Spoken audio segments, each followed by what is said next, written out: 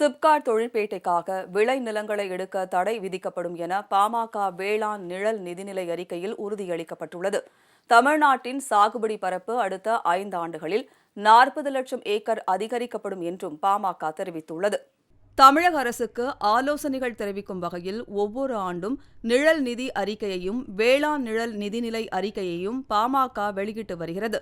அந்த வகையில் நடப்பாண்டில் 17வது வேளாண் நிழல் நிதி அறிக்கை திண்டிவனம் தைலாபுரம் தோட்டத்தில் இன்று வெளியிடப்பட்டது. இந்த நிகழ்வில் பாமக நிறுவனர் மருத்துவர் ராமதாஸ், பாமக தலைவர் அன்புமணி ராமதாஸ், பாமக கௌரவ தலைவர் ஜி.கே. மணி, பொதுச் செயலாளர் வடிவேல் ராவணன், பேராசிரியர் தீரன், பொருளாளர் திலகபாமா, உழவர் பேரியக்கத்தின் கோ. ஆலயமணி, வேலுச்சாமி உள்ளிட்டோர் பங்கேற்றனர். 2024-25 ஆண்டிற்கான பாட்டாளி மக்கள் கட்சியின் வேளாண் நிழல் நிதிநிலை அறிக்கை 80,000 கோடி ரூபாய் மதிப்பு கொண்டதாக இருக்கும் என கூறப்பட்டுள்ளது. இதில் 60,000 கோடி ரூபாய் வேளாண் துறை மூலம் செலவிடப்படும் என்றும், பாசன திட்டங்களை செயல்படுத்துவதற்காக நீர்வளத்துறை சார்பில் 20,000 கோடி ரூபாய் செலவிடப்படும் என்றும் பாமக கூறியுள்ளது. தமிழ்நாட்டில் பாசன பரப்பை அதிகரிக்கும் நோக்குடன் நீர்ப்பாசன திட்டங்களை முழுவீச்சில் செயல்படுத்துவதற்காக 2024-25 ஆண்டை நீர்ப்பாசன திட்ட சிறப்பாண்டாக பாமக அறிவித்துள்ளது.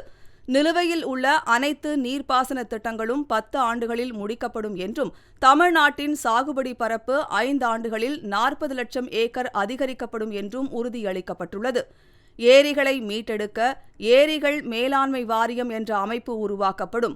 வேளாண் திட்டங்களுக்கு நிதி திரட்ட சிறப்பு வரி விதிக்கப்படும் என்றும், வேளாண் துறை முதலீட்டாளர்கள் மாநாடு நடத்தப்படும் என்றும் பாமக கூறியுள்ளது. அனைத்து காய்கறிகள் மற்றும் பழங்களுக்கு அரசே கொள்முதல் விலை நிர்ணயிக்கும் என்றும், நியாய விலை கடைகளில் நாட்டு சர்க்கரை வழங்கப்படும் என்றும் பாமக உறுதியளித்துள்ளது. தமிழ்நாடு நில ஒருங்கிணைப்பு சட்டம் திரும்ப பெறப்படும். காவிரி பாதுகாக்கப்பட்ட வேளாண் மண்டலம் 9 மாவட்டங்களுக்கு விரிவாக்கம் செய்யப்படும் என்றும் வேளாண் நிழல் நிதிநிலை அறிக்கையில் கூறப்பட்டுள்ளது. சிப்காட் தொழிற்பேட்டைகளுக்கு நிலங்களை கையகப்படுத்த தடை விதிக்கப்படும் என்று உறுதியளித்துள்ள பாமக, செய்யாறு சிப்காட் விரிவாக்கத்திற்காக மேல்மா உள்ளிட்ட கிராமங்களில் 3000 ஏக்கர் நிலம் கையகப்படுத்தப்படும் திட்டம் கைவிடப்படும் என்றும், அரசு நிலங்களில் இந்த விரிவாக்கம் செய்யப்படும் என்றும் கூறியுள்ளது. வேளாண்மை மற்றும் தோட்டக்கலை துறையில் 50 லட்சம் புதிய வேலை வாய்ப்புகளை ஏற்படுத்த இலக்கு நிர்ணயிக்கப்பட்டுள்ளது. அடுத்த 5 ஆண்டுகளில் இந்த வேலை வாய்ப்புகள் ஏற்படுத்தப்படும். இயற்கை சீற்றத்தால் உழவர்களுக்கு ஏற்படும் இழப்பை முழுமையாக ஈடுகட்ட பயிர் காப்பீட்டு திட்டத்தை தமிழ்நாடு அரசே நேரடியாக செயல்படுத்தும்.